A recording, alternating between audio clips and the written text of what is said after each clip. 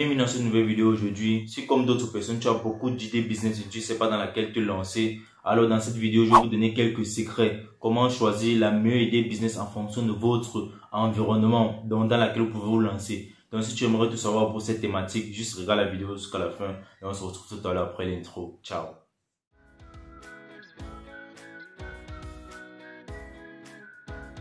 De retour. Alors comme je disais à l'intro de la vidéo aujourd'hui, la thématique de la vidéo c'est comment choisir une idée business parmi tant d'autres en fait. Donc si comme d'autres personnes, tu as beaucoup d'idées business, tu sais pas laquelle choisir, juste cette vidéo est faite pour toi. Alors pour ceux qui sont nouveaux sur ma chaîne YouTube, moi c'est Franck pour l'étudiant Camerounais en Chine du Nord. Sur ma chaîne YouTube, je développe pour le sujet de l'entrepreneuriat, du business, des études pour la Chine du Nord.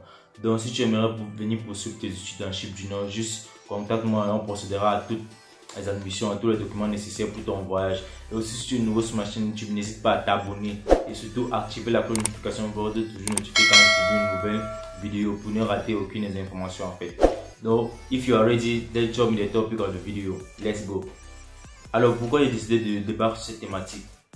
Parce qu'il y a beaucoup de personnes qui me contactent en fait, qui ont beaucoup d'idées business et aussi ajouter aux différents business que je partage sur ma chaîne YouTube. Donc si tu manques d'idées business, juste va regarder les différentes vidéos que je fais à propos des différents business. Donc il y a beaucoup de business en fait. Les business en ligne, les business des colis, etc. J'ai fait beaucoup de vidéos à propos des business. Donc juste va regarder les vidéos à propos, tu auras une idée business. Donc comme je le disais, il y a beaucoup de personnes qui me contactent, me disent, ils ont des idées business mais ils ne savent pas comment lancer et additionner ces différents business que je fais, que je propose, qui sont très bien, qui sont rentables. Maintenant, le problème, c'est quoi? En fonction de leurs environnements, ils ne savent pas quoi choisir en fait. Quel business ils vont faire pour se lancer à l'intérieur. Donc, c'est ça déjà. Dans cette vidéo, on va développer à propos de certains aspects en fait. Et en fonction de ces aspects, vous allez maintenant choisir quel est le business le plus adapté pour vous et en fonction de votre environnement. Alors, la première question que tu dois te poser avant de répondre à cette question, c'est dans quel environnement je suis, dans quel environnement je me trouve. Alors, je vais développer en disant ceci. De nos jours, nous sommes dans plusieurs environnements, donc ça dépend de ton environnement où tu vis. L'environnement européen et l'environnement africain, c'est deux mondes différents, ainsi que l'environnement asiatique et l'environnement américain. Je vais prendre un exemple de business. Par exemple, il y a un business principalement qui est le plus connu dans le monde entier. C'est le business d'Amazon en fait. Moi, j'appelle ça business. C'est le business d'Amazon. C'est un business de commande en ligne de livraison. En Europe, en Amérique, ça marche facilement. Là-bas, il n'y a pas de problème. Mais ce business ne fonctionne pas en Afrique. Pourquoi? La personne qui peut répondre à cette question va comprendre pourquoi je m'adresse principalement à vous en fait.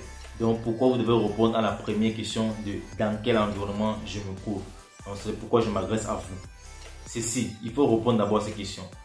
Le business d'Amazon, il fonctionne en Europe, en Amérique. Pourquoi? Parce qu'ils sont habitués à cette terre-là. Ils sont déjà dans un air dont ils sont habitués en fait. Pour eux, c'est pas nouveau. Commander en ligne et recevoir à la maison, etc. Faire les achats en ligne, etc. Pour eux, c'est une habitude.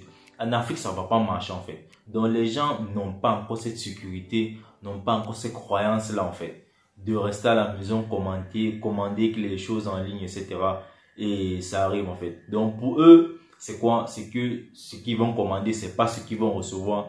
Et aussi, on n'a même pas tous les, enfin, je peux dire qu'on n'a pas tous les éléments nécessaires pour déjà atteindre ce niveau-là en fait. Donc, pour déjà atteindre ce niveau, quand je dis ce niveau, déjà les routes pour les livraisons, etc.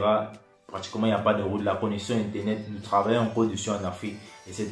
Donc, ça sont les différents aspects. Et quand je parle aussi du milieu où tu restes, ce n'est pas juste en fonction des continents. On va encore aller plus profondément. Moi, je parle du milieu, de l'environnement que tu es. C'est maintenant dans cette question que tu vas déterminer quel business tu feras. Donc là, je parle encore un peu globalement en fait, en fonction des continents, des pays, etc. Maintenant, on va parler encore plus spécifiquement. Moi, je parle du milieu où tu es, ça veut dire ton environnement. Vous savez, pour lancer un business, il faut résoudre un problème qu'il y a dans ton alentour. Un problème égale à une idée business égale une solution. Donc déjà, si tu résous le problème de quelqu'un, tu viens de créer un business. Si j'aimerais faire une petite remarque, il y a beaucoup de personnes qui confondent business et entrepreneuriat. Là, c'est deux mondes très différents. C'est totalement différent en fait. Ces deux choses ne se mélangent pas. Un business, c'est quoi? Un business, c'est faire tout ce que les autres font pour gagner de l'argent. C'est simple. C'est ça ce qu'on appelle un business. Et l'entrepreneuriat, c'est faire quelque chose différemment des autres. Je vais prendre un simple exemple. Par exemple, moi, je suis un vendeur de fruits. Je m'en vais acheter des fruits et je revends pour gagner un bénéfice, pour avoir un intérêt. Ça, c'est du business. La même chose que quelqu'un qui achète des vêtements pour revendre. Maintenant, un entrepreneur, c'est quoi? C'est quelqu'un qui crée sa propre marque, qui crée sa marque de vêtements.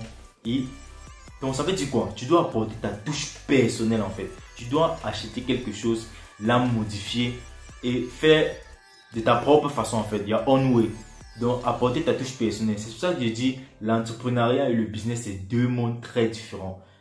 Par exemple, un vendeur de vêtements, il achète le vêtement, il revend, il n'a rien à faire là-dessus.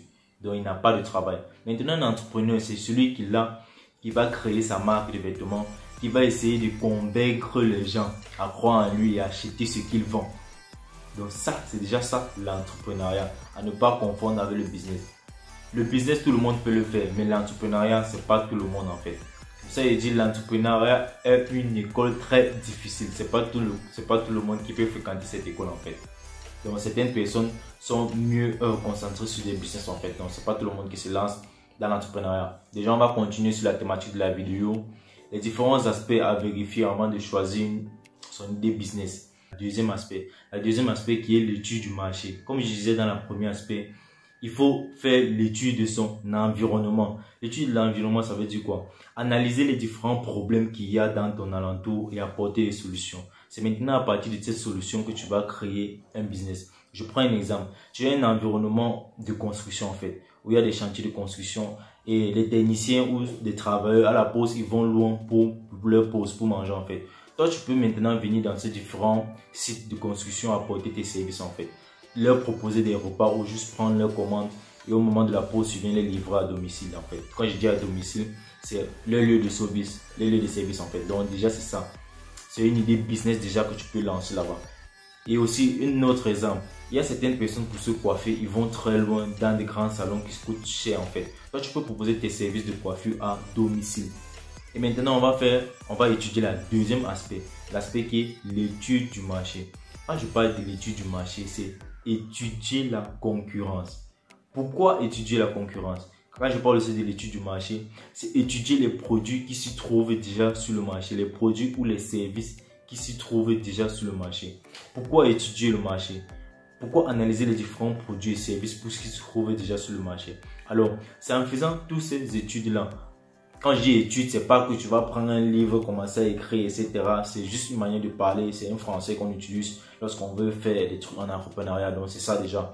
Que ces mots ne vous embrouillent pas en fait. Quand on dit étudier, c'est juste examiner tout ce qui se trouve déjà sur le marché. Comprendre pourquoi certains gens préfèrent telle chose ou tel produit ou tel service par rapport à d'autres en fait. Donc déjà quand je dis étudier, c'est ça en fait. Et déjà maintenant, c'est en faisant ces différentes études que toi maintenant tu dois apporter ta touche personnelle par rapport à ces différents produits ou services. Je prends un exemple. Tu vas dans un marché, tout le monde vend des patates, tout le monde vend des patates, tout le monde vend des patates. Finalement, toi, tu ne sais pas à qui acheter en fait. Tout le monde vend au même prix. Tout le monde vend au même prix, donc c'est ça. Maintenant, ce qui va te faire acheter, c'est quoi? C'est l'accueil. Quand je dis l'accueil, c'est le vendeur en fait. La façon dont il va t'accueillir, le service client. Ça, c'est aussi une chose que beaucoup de personnes oublient ou soit peut-être ne prennent pas en compte. C'est la raison pour laquelle quand vous allez dans des grandes structures ou des entreprises, par exemple, pour les entreprises téléphoniques, lorsque vous venez, vous créez un compte chez eux. Quand je dis créer un compte chez eux, vous prenez une SIM card, etc. Vous remplissez, vous mettez vos coordonnées. Ils sont toujours en contact avec vous. Donc, quand ils vous envoient des messages, ils vous envoient des messages sur vos noms. Aussi, même les banques, etc. Ils écrivent toujours. C'est la raison pour laquelle je vous dis ceci. La vente commence après l'achat.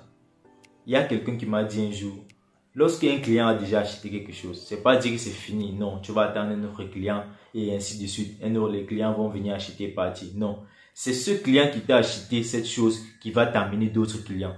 La vente commence après l'achat. C'est la raison pour laquelle lorsque vous créez votre compte dans une banque, la banque garde des relations avec vous en prenant votre numéro, en prenant vos différentes informations à propos de vous, votre date de naissance. Lorsque c'est votre anniversaire, vous recevez un message de votre banque, etc. Pour vous informer. Lorsque c'est une fête nationale, c'est la même chose en fait. Ils vous envoient une notification pour vous souhaiter bonne fête, etc. Donc c'est la même chose. Ils gardent un lien, un service client avec leurs différents clients en fait. Ils essaient de garder un contact. Et c'est à partir de ça aussi que toi, le client, tu recommandes ces différents services en fait. Ou cette banque à tes alentours en fait, aux différentes personnes qui t'abordent. Ils veulent savoir quelle banque tu utilises. Donc en fait, c'est de ça que je vais parler en fait. Il y a beaucoup de personnes qui ne comprennent pas cette partie de service clientèle.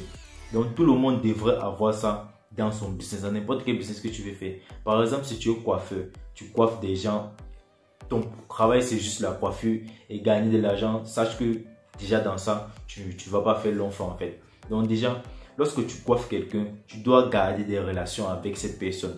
Juste le bonjour, bonsoir, comment était la journée, est-ce que tu as aimé la coiffure, etc. Tu fais en proposant encore d'autres services. Tu dis présentement, je coiffe maintenant aussi, je fais du massage, etc. Donc tu apportes d'autres nouveaux trucs que tu fais en fait. Donc tu dois te différencier des autres et tu dois garder un lien avec tes clients. Donc ça, c'est les différents moyens dont tu peux te différencier des autres. Et c'est maintenant à partir de ces différents éléments que tu vas sélectionner dans les différentes idées business que tu as en fonction de des différentes idées business que tu as aussi dans la tête. Et tu vas sélectionner ce que tu vas garder, ce que tu vas éliminer en fonction de ton environnement aussi. Donc, si déjà tu as une idée business qui ne répond pas aux désirs des clients, donc qui n'apporte pas une solution à la clientèle, qui ne résout pas un problème qu'il y a dans la société, déjà, élimine déjà cette idée business en fait. Et aussi quand on se lance, je peux dire dans l'entrepreneuriat, on ne résout pas un problème qu'on pense qu'il est bon en fait. On résout un problème de société, un problème qu'il y a dans la société.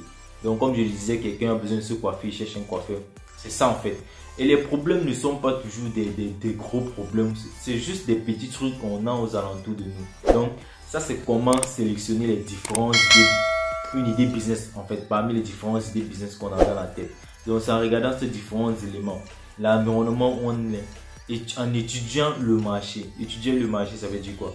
Étudier la concurrence, étudier les différents produits et les services qu'on a, étudier les services clients aussi, garder des relations. Je vous ai donné quelques secrets comment garder le contact avec les différents clients. C'est le troisième aspect aussi à prendre en compte avec la sélection d'une idée business parmi tant d'autres, votre contact. Vous devez être facilement joignable. Quand je dis facilement joignable, ça veut dire quoi? Lorsqu'un client vous aborde après service, vous devez lui donner votre contact, votre site ou votre page YouTube, Facebook, etc. Je ne sais pas trop. Quelque chose qui sera toujours en contact avec vous et votre client. Et aussi, il y a une erreur que beaucoup de personnes commettent en fait et qui détruit facilement, aisément leur business. Ils prennent la peine de créer une page ou un site officiel avant d'avoir créé le business physiquement. Donc ça, c'est la plus grosse erreur que vous commettez. Tant que votre business n'est pas encore établi physiquement, ni créé aucune page officielle ou chaîne officielle à propos de votre business. Parce que des gens vont voir un site officiel, quelque chose officiel à propos de quelque chose qui n'existe pas. Donc ça, c'est irréaliste en fait. Déjà, comme je vous l'ai dit, nous sommes dans un problème, dans une société où des gens veulent des solutions à leurs problèmes. Si déjà tu as une page officielle à quelque chose que tu as créé qui n'existe pas, déjà même quand elle va exister en fait, les gens ne vont plus croire en toi. Donc ce que tu vas faire d'abord, c'est de commencer à créer ton business physiquement avant d'y ajouter une page officielle, un site officiel, etc. pour tes différents contacts que tu vas partager en fait. Donc ça, c'est l'une des erreurs à ne pas commettre lors de la création de son business. Créer une page officielle avant d'avoir lancé physiquement le business.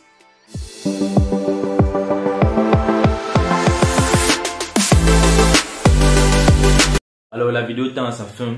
Si aussi comme d'autres personnes, tu avais beaucoup d'idées business en tête et tu ne savais pas laquelle choisir parmi tous ces différents business, juste regarde les différents éléments qu'on a discuté ensemble aujourd'hui, les différents critères en fait. Donc étudie ton environnement et étudie aussi le marché, les différents produits et services qu'il y a sur le marché. Et à partir de cela, tu pourras sélectionner les différents produits, les différents services que tu pourras modifier en apportant ta touche personnelle aussi. Et retenez aussi ceci, la vente commence après l'achat. Donc si tu as aimé le contenu, les différents éléments que j'ai partagés avec toi aujourd'hui, n'hésite pas de me laisser les pouces bleus. Et aussi si tu es nouveau sur ma chaîne YouTube, abonne-toi et active la notification pour être toujours notifié quand je publie une nouvelle vidéo. Alors moi c'est Frère pour l'étudiant camerounais en Chip Junior.